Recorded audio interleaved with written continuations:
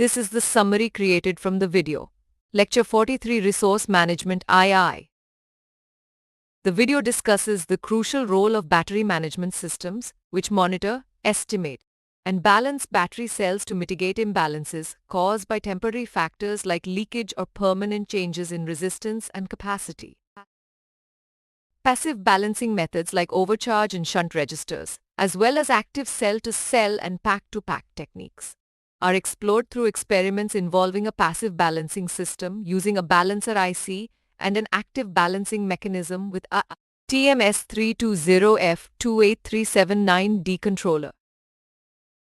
The controller hardware-in-loop setup enables verifying the active balancing control logic on a real-time controller with a simulated battery system, considering factors such as charge distribution, balancing topology, and control algorithms.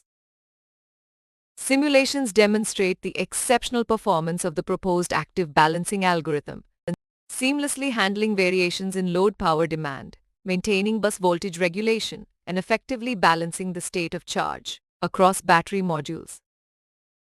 The video concludes by emphasizing the importance of cell balancing in improving battery efficiency, highlighting the drawbacks of passive balancing and the promising results achieved through active balancing using low-cost controllers like the TMS board.